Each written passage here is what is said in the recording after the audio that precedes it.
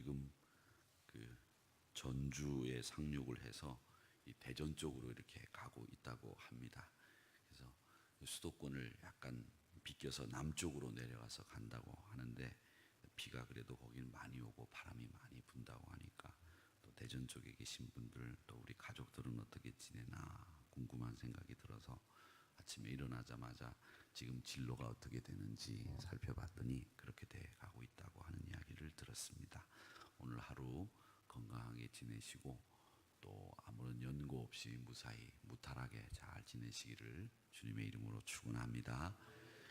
차량 운행은 잘 안 한 것 같아요. 어르신들이 미끄러운데 바람도 많이 불고 그래서 차량 운행 안 합니다. 어르신들은 집에서 기도하십시오 이렇게 했는데, 제가 아침에 보니까 해도 될 것 같다 그랬는데 만에 모르잖아요. 그래서 그렇게 안 했는데 잘한 것 같습니다. 오늘 하루 무탈하게 지내시고 9시 전후가 이 수도권에는 가장 영향력이 크다고 하니까 특별히 출근 시간에 조심들 많이 하시기를 바라고, 또 오늘 하루 건강하게 보내시고 금요 심야기도 시간에 뵙도록 하겠습니다. 사도 바울은 8장, 제가 여러 시간에 걸쳐서 강의를 해서 8장에 대한 이야기를 말씀드렸는데, 그 사도 바울의 8장의 마무리 부분은 확신이에요. 나 확신한다. 주의 사랑에서 끊을 자 없다. 이렇게 얘기를 하는데, 그 이김을 선포하는 사도 바울이 9장에 넘어오면 어떻게 된 일인지 갑자기 그 당당함이 사라져 버려요. 그 당당함이 사라져 버리는 이유, 넉넉히 이긴다고 하는 선언이 사라져 버립니다. 바울이 로마서 8장에서 그렇게 당당하고 확신에 찬 사람이 왜 그 당당함이 사라져 버렸는가? 이유가 있습니다. 그 이유는 하나입니다.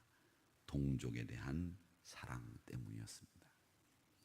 구원받은 영혼이 개인적으로 노래할 것밖에는 없는데 자기 동족을 생각하면 바울 사도의 마음에 괴로움이 있었던 겁니다. 그래서 그 당당함이 동족을 생각하는 순간에 갑자기 사도 바울은 괴로움과 또 예수를 거부하고 예수를 핍박하는 동족 그 죄 때문에 자기 가슴을 치고 하나님 앞에 울부짖는 그 마음을 갖고 있습니다. 그래서 9장 1절에 보면 내가 그리스도 안에서 참말을 하고 거짓말을 아니하노라 그렇게 얘기를 하면서 내 마음에는 큰 근심과 그치지 않는 고통이 있다. 내 양심이 성령 안에서 나와 더불어 증언한다. 이렇게 이야기를 하면서 이 동족이 예수를 배척하고 동족이 예수를 거부하는 것에 대해서 가장 큰 고통을 느끼고 있다고 말하고 있습니다. 바울 사도는 이렇게 진실한 마음으로 이스라엘 백성들을 사랑했다라고 하는 것을 알 수 있습니다. 보세요. 39절, 7장 39절에서 주 예수 그리스도 안에서 있는 하나님의 사랑에서 우리를 끊을 수 없다. 그렇게 얘기를 하고 당당함이 넘쳐서 너무나 큰 확신 속에서 그가 외쳤던 선언들이 9장에 오면 마음에 근심이 다시 있고 고통이 있는 모습을 볼 수 있습니다. 그러면서 뭐라고 얘기하느냐? 내 양심이 성령 안에서 나와 더불어 증언한다. 이렇게 이야기를 합니다. 그러면서 이스라엘 사람들이 어떤 사람인지를 이야기합니다. 4절 5절에 그들은 이스라엘 사람이라. 그들 때문에 내가 저주를 받아 그리스도에게서 끊어질지라도 그분들이 예수 믿었으면 좋겠는데, 그분이 누구냐? 이스라엘 사람인데 그분들은 어떤 사람들이냐? 양자됨, 하나님의 양자된 사람들입니다. 영광을 받은 사람들입니다. 언약의 백성들입니다. 율법이 있습니다. 예배와 약속이 있는 사람들입니다. 이 이스라엘 백성들을 묘사한 단어만 해도 몇 개냐? 6개나 돼요. 영광, 양자, 언약, 율법, 예배, 약속. 이렇게 많은 이스라엘 백성들을 묘사할 수 있는 단어들이 있고, 그들이 이렇게 많은 특권들을 누렸는데, 예수님도 이스라엘의 혈통에서 나셨는데 그들이 예수님을 영접하지 못했습니다. 그치지 않는 고통이 내 마음속에 엄습하고 있습니다.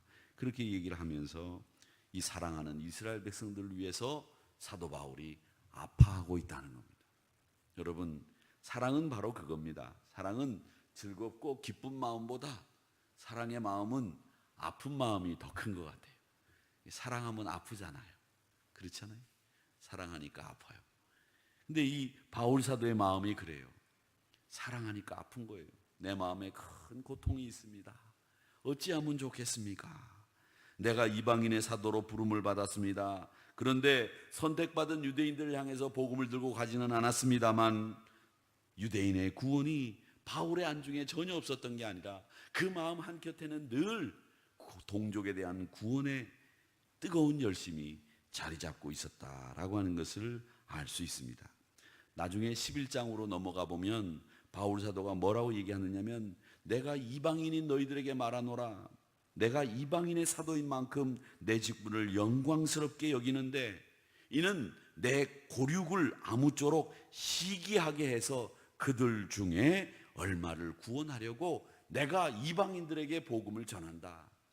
이 시기케 하는 이 사역이 바울 사도가 원하는 사역이었고, 지금도 유대인 목사님들이 예수님을 영접하지 않는 이스라엘 백성들 향해서 바울처럼 로마서 11장에 있는 말씀을 가지고 늘 이방인들, 예수 믿는 사람들에게 얘기합니다. 여러분들이 예수를 잘 믿어주십시오.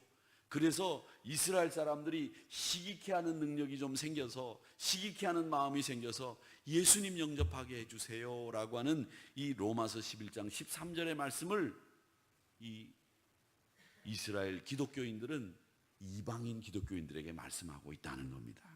그러니까 우리 믿음의 사람들이 이 동족을 위해서 이 기도하는 일, 이 일은 정말 우선해야 될 일이고, 우리 민족과 나라를 위해서 기도하는 일은 우리 선배들이, 이 믿음의 선배들이 했던 일인데, 이 일을 위해서 여러분들 열심히 기도해 주시기를 부탁을 드립니다.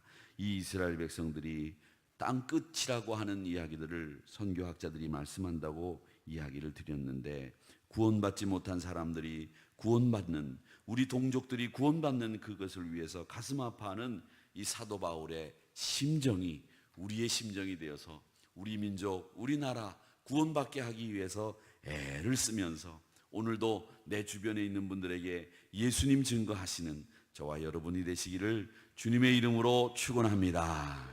아버지 하나님,